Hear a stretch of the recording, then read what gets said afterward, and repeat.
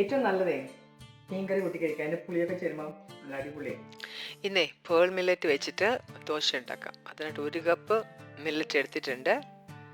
അതിലേക്ക് 1/4 കപ്പ് ഉഴുന്നും കൂടെ ആഡ് ചെയ്തിട്ടുണ്ട്. എന്നിട്ട് 1/2 ടീസ്പൂൺ ഉലുവായി.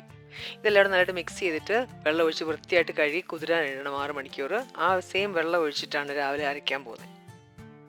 കണ്ട കുതിർന്നു. ഈ വെള്ളം ഞാൻ മാറ്റിയേക്കാം, ഇത് അരയ്ക്കാൻ വേണ്ടി ഉപയോഗിക്കാം. കുറേശ്ശെ ആ ഊറ്റി വെച്ച വെള്ളം ഒഴിച്ചിട്ട് അരച്ചെടുക്കണം നല്ലപോലെ. അരയ്ക്കുന്ന സമയത്ത് ആദ്യം അവലും കൂടി ഇടണം, 2 ടേബിൾ സ്പൂൺ. അപ്പോൾ അതിട്ട് അരച്ചു എടുത്തു. ആവശ്യത്തിന് ഉപ്പും ആഡ് ചെയ്തു. എന്നിട്ട് ഇത് ഫെർമെൻറ്റ് ചെയ്യാൻ വെക്കണം, പൊങ്ങാൻ വെക്കണം. ഞാൻ അവൻ്റെ അകത്താണ് വെച്ചത്. ഒരു 3 മണിക്കൂറേ വെച്ചുള്ളൂ. ചൂടുള്ള കാലാവസ്ഥയിലുള്ളവർക്ക് വെളി വെച്ചിരുന്നാൽ മതി. 4 തുടങ്ങി 6 മണിക്കൂർ വരെ വെക്കണം പൊങ്ങാൻ വേണ്ടി. പേൾ മില്ലറ്റ് അരച്ചെടുത്തു, പൊങ്ങി. ഇനി അതിൻ്റെ ദോശ ഉണ്ടാക്കാം. ഇതിലേക്ക് കുറച്ച് ക്യാരറ്റൊക്കെ ആഡ് ചെയ്ത് കുറച്ച് ഉള്ളിയൊക്കെ ഇട്ട് കൈകൊണ്ടെടുക്കാം, നമുക്ക് കഴിക്കാനുള്ളൂ. കുറച്ച് മല്ലിയിലൊക്കെ ആഡ് ചെയ്ത് പച്ചമുളകും ഒക്കെ ആഡ് ചെയ്ത് ഇച്ചിരി നെയ്യും ഒക്കെ ഒഴിച്ച്, ഇത് വീട്ടിലുണ്ടാക്കിയ നെയ്യാണേ, അടച്ചു വയ്ക്കാം.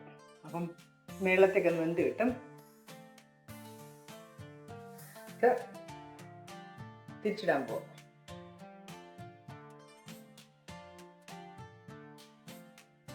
ഊത്തപ്പം റെഡി ആയിട്ടുണ്ട്.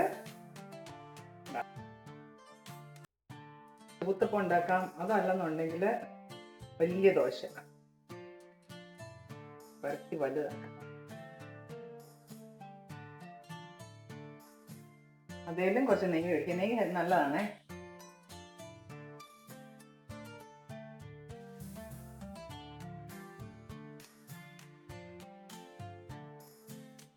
അതും അല്ലെങ്കിൽ തട്ടുകട ദോശ ഉണ്ടാക്കാം.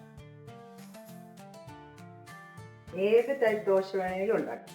ഇതിലേക്ക് ഇച്ചിരി നെയ്യ്.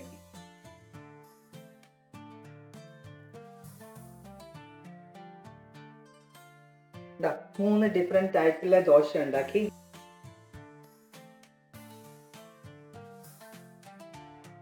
ഇന്ന് ചമ്മന്തി ഒന്നും ഇട്ടില്ലേലും കുഴപ്പമില്ല കേട്ടോ, ഇല്ലാതെ കഴിക്കാൻ പറ്റും. ഇത് കരിയാപ്പലക്കട്ടി ചമ്മന്തിയാണേ. ഇത് മുറിച്ച് കാണിക്കാം നിങ്ങളെ. കണ്ടില്ലേ, ഹെൽത്തി ദോശ, സോഫ്റ്റ്, നല്ല ക്രിസ്പി, നല്ല ക്രിസ്പി ദോശ.